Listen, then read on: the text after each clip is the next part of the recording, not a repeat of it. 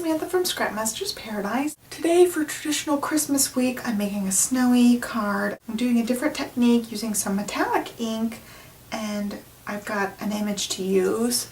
This is Girl Bringing Good Tidings. It also comes with a little sentiment. I went ahead and trimmed out my little girl image, and I used some smooch accent ink on the bags so they look a little bit shiny. I just really liked the way those looked. First, I'm going to stamp my snowflakes from the Falling Snow stamp set. Just got a scrap paper I've been using, and I'm going to be using Colorbox Metallic Silver ink.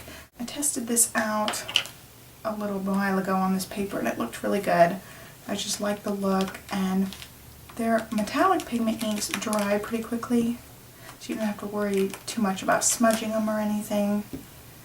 And I didn't feel like I had to heat set it either, so I just really like this. So I'm just going to make a little snowflake pattern here. I'm not going to do too many. I don't want it to be overpowering. Just want some snowflakes. Oops! Thing flipped over. I guess I need to hold on to it. Alright, so that looks good. I just need a few. Now, my sentiment is also from the Falling Snow stamp set. It says, "Believe in Magic." For this, I've got a piece of pattern paper from the 'Tis the Season Echo Park paper pad. This was part of our September monthly kit. I've got Blackbird chalk ink for this. I'm just going to ink it up and stamp it on this little strip of paper. I like the way this chalk ink looks. I'm going to make a little banner shape with this. That's one of my favorite things to do with sentiments. So I'm going to have the banner going actually the cut this side, because my little girl is facing this way on the card, so I want my sentiment coming out this way. That way it'll balance out the image. So I'm just going to slice this and eyeball it. Got my little banner going. I'll trim off this excess. I'm going to leave room for a button there. Right, and I also, out of the same paper pad, I cut out these snow mounds. I'm actually filming these videos out of order, so you're going to see these snow mounds with my Friday project. I'll have a link to the cut files that I used Friday and the snow mounds here. I'm just going to assemble them on this piece. They measure 5.5 inches across. For this, since this is such a thin layer, I'm going to use my Tombow Multi Glue. It's just a liquid adhesive that works really good.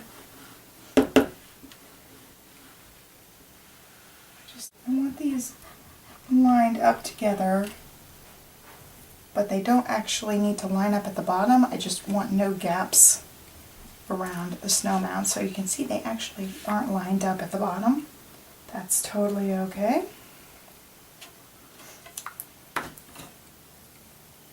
Just wanted more depth since they were kind of shallow, and since they're actually cut files, you can actually make them wider, but I didn't think to do that at the time. Got that on there. Then I've got a piece of really light gray cardstock I'm going to use as my card base here. Just got my tape runner for this one. Since the ink is metallic, I'm going to rub on this side because I don't want to smear around any of those metallic particles. So I want to rub on that side to get glue activated. I'm going to put her over on this side. And you have my banner coming off right there. I'm actually going to trim this a little bit closer. Alright, so let's get this on here. I'm just going to use the tape runner on this one. Get it stuck.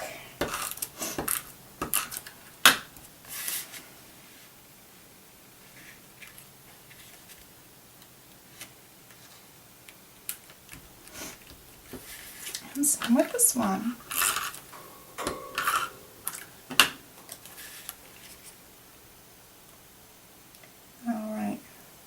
That gives a lot of good space in between these two layers. I like that. Alright, so for this I'm going to use one of our turtle shell buttons. These are just a really nice rich green color. I want one with 4 holes, but I think that one's a little too big. Might have to just pick one with 2 holes. I guess that one will work. I actually really like the way that one looks. I've got some red twine here. Pretty sure this is maraschino from the twinery. I'll double check. Put this through the button and tie a tiny little bow. I picked one with pretty nice size holes. So I've got my button tied here. I'm going to leave the bow a little bit bigger than the button since the button was a little bit small for my space. Cut these off and we're almost done. Just going to attach this here. And I want to actually attach this with a dimensional so that it sticks up pretty well. Like lots of dimension is going on here. Alright, there's my finished card. I will have the supply list on the blog. Be sure to link up your traditional Christmas cards on the blog. I'll have a link to our link up down below. So that's all I've got. Don't forget to subscribe to our channel and like us on Facebook. Thanks so much for watching. Bye.